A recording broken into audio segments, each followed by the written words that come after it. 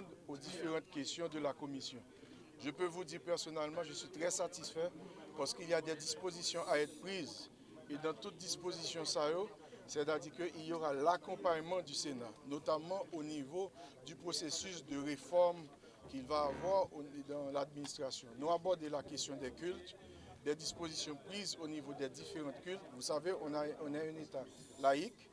Donc là, c'est-à-dire qu'avec les cultes, on a travaillé. Au niveau du ministère des Affaires étrangères, nous avons un dossier assez chargé où il y a eu des questions, non seulement au niveau de la diplomatie, de la politique diplomatique du pays, des mesures à prendre au niveau des missions et aussi de la réforme qui a été envisagée.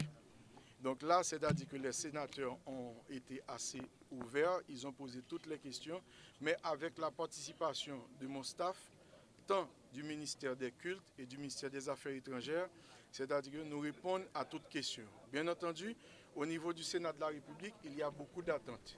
Mais le gouvernement de la République, aussi la présidence, ils ont donné les grandes lignes et orientations. Et c'est à nous autres, en la matière, d'appliquer ces grandes lignes et orientations. Il y a besoin qu'on bilan des activités et nos perspectives pour les années prochaines. Enfin, le temps, parce que vous savez, nous sommes un gouvernement de transition. Et en tant que tel, c'est dans la transition que réaliser les plus belles choses dans ce pays. Et là, nous allons mettre toutes compétences, nous, avec assistance de nos collaborateurs, avec assistance de la commission du Sénat, pour permettre que nous arrivions à cette disposition qui vont être prises. Nous sommes régis dans la diplomatie par des conventions. Effectivement, les ambassadeurs ont des droits et des devoirs. Et nous nous devons en notre qualité, c'est-à-dire que diplomatie pas faite là, oui monsieur, il faut savoir ça, il y a eu des dispositions prises. Et là, nous nous gardons de préserver tous les rapports qu'il y a, mais en préservant l'intégrité et la souveraineté nationale. Nous sommes fait une belle séance de travail avec le ministre des Affaires étrangères. Il y a plusieurs points qui étaient à l'ordre du jour. Particulièrement, il y a 206 000 Haïtiens qui vivent en terre étrangère. Journée aujourd'hui, l'immigration dominicaine voulait faciliter la possibilité pour rentrer dans le pays, mais il y a un problème de passeport dans le pays.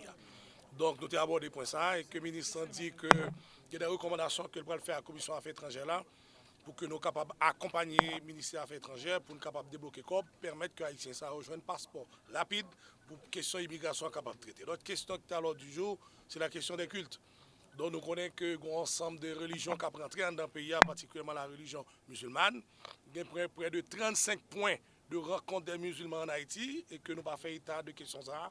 C'est comme si en Haïti nous avons des protestants, des vaudouisants et des catholiques et puis propagation musulmane faite en Haïti. Je dis à nous poser des questions et que nous demandons au ministère des Affaires étrangères et des cultes pour tenir compte des questions ça et joindre pour nous capables de réguler les questions ça, pour nous capables plus ou moins de un statut dans le pays. D'autant plus au niveau des cultes, nous juste représentés par un protestant et question vaudou à pas poser, pas de budget pour vaudouan et vaudouan jusqu'à présent il y a 2 personnes seulement qui a sermenté dans un vaudouan qui est capable de faire baptême, qui est capable de faire mariage, qui est capable de faire acte de naissance. C'est des problèmes pour nous poser et pourtant, dans la loi pays, nous dit que la religion vaudou sont bagages à part entière. Donc, c'est des questions que nous posons, questions de consulat, l'ambassade qui remplit avec moun. Je dis à arriver dans le consulat, son bagage est dans l'éducation et que moun bagage côté chita, d'autant plus dollar monté. Yo paye moun ça en dollars américains, il faut à l'État haïtien beaucoup de gouttes pour capable de gagner dollars américains. Je dis à ministère des Affaires étrangères en retard dans le paiement, c'est des questions que nous soulevons comme c'est une séance d'invitation.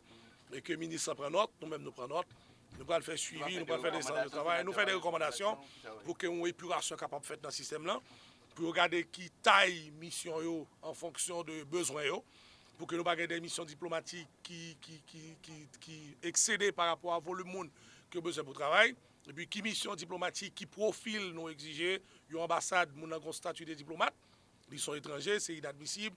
Il y a une ambassade que nous avons accrédité dans un pays étranger. Chaque semaine, il y a en Haïti. Or, en principe, il a doué gagner au moins un aval ministère pour rentrer en Haïti. C'est des questions que nous avons assez soulevées, que recommandations faites. Effectivement, nous avons 2 semaines et que le Sénat va commencer l'évaluation à travers la mission diplomatique pour nous capables de voir ensemble des recommandations nous faire. Est-ce qu'effectivement, le ministre a des avancées qui fait.